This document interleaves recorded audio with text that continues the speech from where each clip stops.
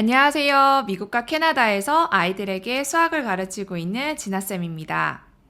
빠르게 변화하는 글로벌 환경에서는 같은 문제가 반복되기보다 문제의 형태가 계속 바뀌기 때문에 배운 개념을 활용하는 힘이 중요해지고 있습니다. 쉬운 수학 문제는 잘 풀어요. 그런데 문제가 조금만 달라지면 포기하는 아이들이 있어요. 이럴 때 필요한 건 더 많은 문제를 푸는 것보다 학습한 개념을 다시 다뤄볼 수 있는 경험일지도 모릅니다. 배운 개념을 가지고 새로운 상황을 만들어 볼 수 있을 때 학습은 한 단계 더 확장됩니다. 아이가 직접 문제를 만들어 보는 경험도 그중 하나예요. 그렇다면 아이가 직접 문제를 만들면 어떤 변화가 일어날까요? 첫 번째로 개념을 스스로 정리하고 연결하기 시작합니다. 수학 문제를 풀 때는 공식을 외워서 답을 낼 수도 있어요. 하지만 문제를 만들기 시작하면 아이는 그 개념이 언제, 왜 필요한지를 자연스럽게 생각하게 됩니다. 문제를 구성하는 과정에서 아이 스스로 개념을 다시 정리하고 어떤 조건이 어떻게 연결되는지를 고민하게 되죠. 어떤 조건을 먼저 두고 어떤 흐름으로 문제를 이어갈지 생각하면서 개념을 하나의 조각이 아니라 서로 연결된 구조로 이해하기 시작합니다.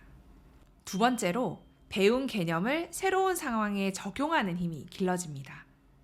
문제를 직접 만들어 본 아이들은 배운 개념을 하나의 답이나 공식으로만 기억하지 않아요.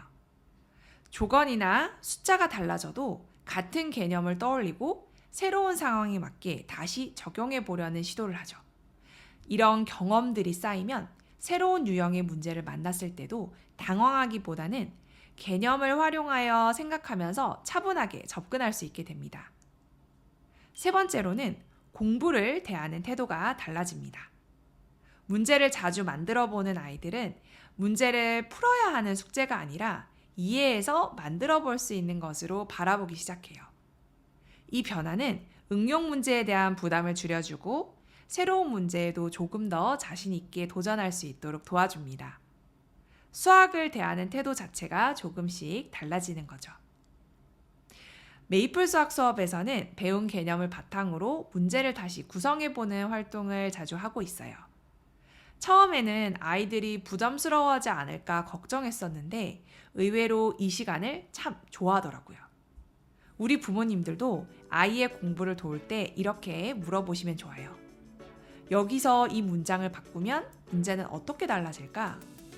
이 부분을 조금 바꿔서 엄마에게 새로운 문제를 내어줄래? 처음에는 숫자만 바꿔보는 것부터 시작해도 좋습니다.